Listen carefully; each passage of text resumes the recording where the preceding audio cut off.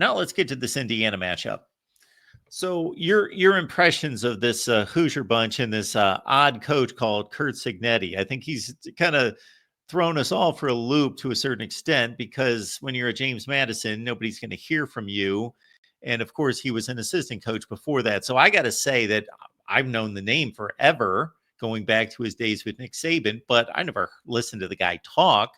And until boom, he gets the job and he's at a basketball game calling out Ohio State and Michigan, not just Purdue, and letting everybody know in the Big Ten that he's in town and they're taking charge. So his team, I tend to think, I'm not going to question his authenticity, because I think he may well be like that in any situation. He could get the Alabama or Ohio State job and still act like that. Who knows? Or it may have been a calculated move that this team, this program needs some swag. They need a jolt. They need an infusion of confidence. Like, we're not going to be a doormat anymore. And this is, so I'm going to play up my act a little bit more. Yeah, man. I mean, he's, for all sakes and purposes, he's been very, very fun to watch this season. I mean, to your point, he splashed onto the scene and he's calling out other teams in the Big Ten and saying that they suck. And I think the basketball game that he was in attendance at was like the same weekend as the Big Ten championship game. And so I think he said, next year we're going to be there. And I mean, to his credit, they were like a game out from it. You know what I mean? Yeah, it's funny because I think it is kind of the jolt that this Indiana football program needed. Oddly enough, me and one of my buddies were talking at the start of the season. We were just talking about, just perennial bad college football programs. And like, unfortunately, Indiana was on that list. Like they were the first team in all of Division I to reach 700 losses. Like they had more losing seasons than they did winning seasons. They hadn't gone, 9-0 since like the 50s. So it was Curt Cignetti kind of had a tall order ahead of him when he took over this Indiana program. And not only did he have a tall order, he comes in calling his shots, saying where they were going to be at and who they were going to beat. But I think you're right. I think they just needed that little vote of confidence. I had a coach one time, and I was talking about how, I felt confident in the player that I was, but I was always told growing up, like, you always be confident, never be cocky. And I had this high school coach. He told me that, well, if you're not cocky and you don't think that you're the best, why should anybody else think that you're the best? And I think Curt Cignetti took that to heart, because he is getting these, what be basically a group of five, Brian likes to call it a group of five all-star team, to play above their ability. And they go 11-1 this year. They made the first 12-team college football playoff. And if you would have told me on, August 31st that Indiana makes the college football playoff, the first 12 team, but Alabama doesn't, Ole Miss doesn't, LSU doesn't, Michigan doesn't, and all these things, I would have said you were crazy.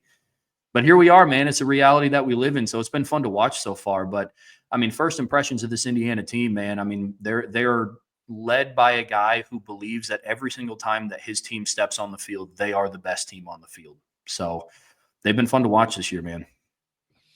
Absolutely. And they've got a quarterback, of course, talking about group of five all-stars, and Curtis Rohr comes in from Ohio. So when you put the tape in, and I don't know how much Indiana football you've seen. I saw the Ohio State game. I saw the Michigan game. And then other than that, kind of a series here and a series there. Those are the only two games I saw start to finish. And in a sense, those were not the two games, or maybe they were the two games to watch, because of course, Ohio State was clearly the better team. They beat Michigan, but after like the first quarter, Michigan was probably the better team in that game. Certainly held them down to practically nothing in the second half, like 18 yards of total offense in 25 plays. So what are your impressions of the Hoosiers?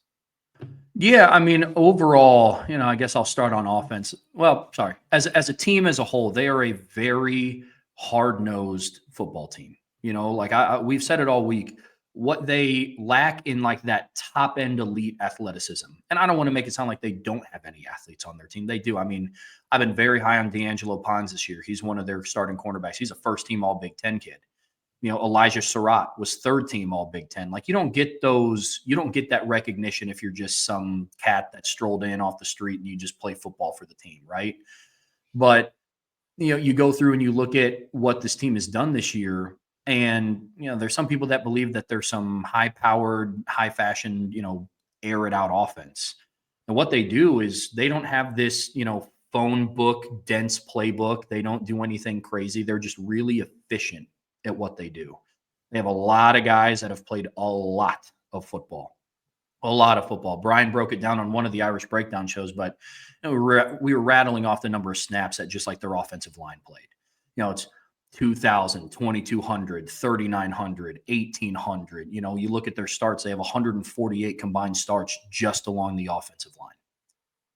And so you go through and you look at what they've been able to do, and they've seen a lot of different football. And they've been in a lot of different scenarios. Curtis Rourke is in his 6th year of college football. He spent his first 5 years at Ohio University, and now he's at Indiana. Kurt Signetti brought in 31 transfers.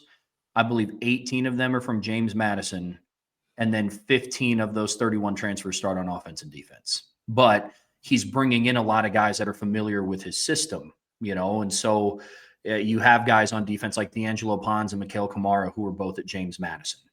You had Elijah Surratt, who I think Elijah Surratt went to Ohio with Curtis Rourke. There's somebody on their offense that went to Ohio with Curtis Rourke.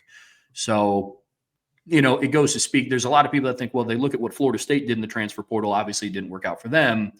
How does it work out with a team like Indiana? Yeah, it's because they brought in a bunch of different players. So, what they've been able to do on offense has been fantastic. But the thing that people don't talk about enough is their defense. The number 1 rush defense in the country. They have the number 6 scoring defense in the country. So they're a complete football team. They're a balanced football team, and they're very efficient. Those are kind of my first initial takeaways from Indiana. Yeah, which leads me to what could be a concern in that Notre Dame, obviously, they don't want Riley Leonard throwing the ball 45 times. They want him to be in the 22 to 25 attempt range, I would think, and obviously dominate with their 2 excellent backs and offensive line. And you bring up Indiana's rush defense, trying to think. Michigan can run it. Ohio State can run it, albeit with a patchwork offensive line. It's more about the backs being outstanding.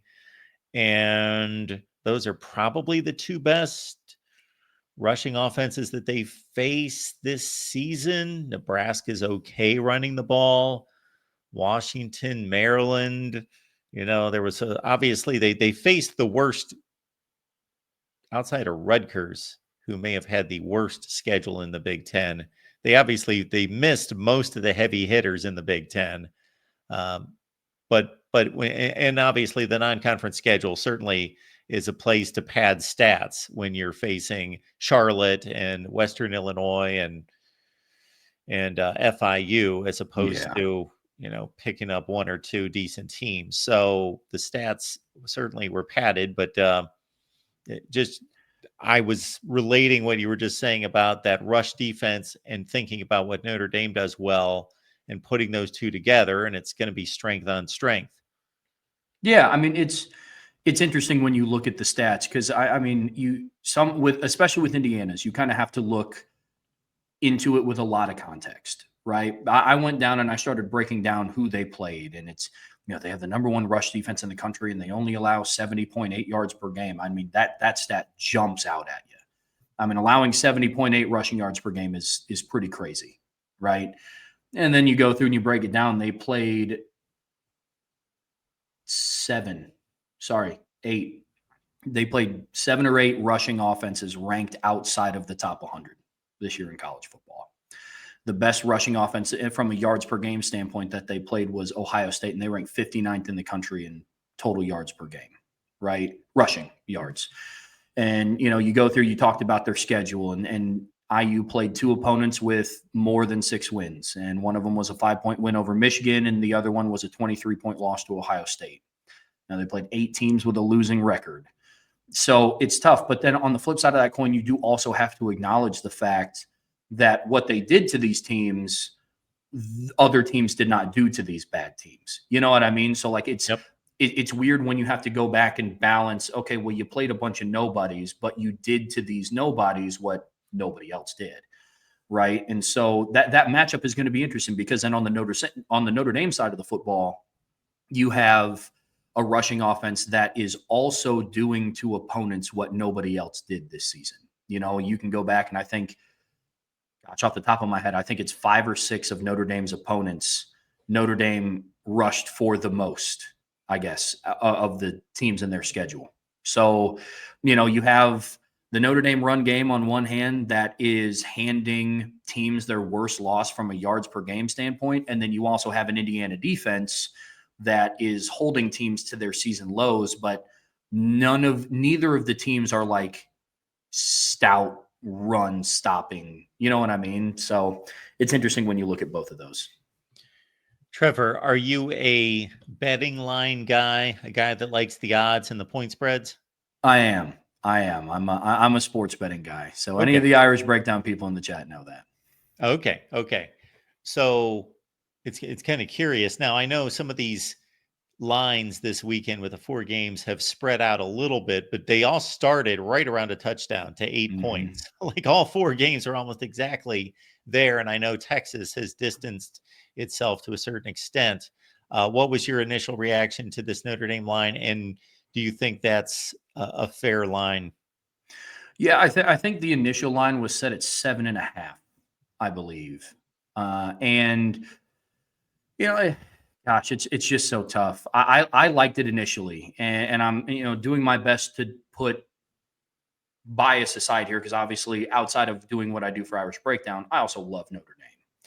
But if I'm evaluating it from just strictly a football standpoint, the horses that Notre Dame has on offense and defense kind of outweigh the horses that Indiana has on offense and defense. If Notre Dame is able to come in and play their style of game, I like the spread at 7.5.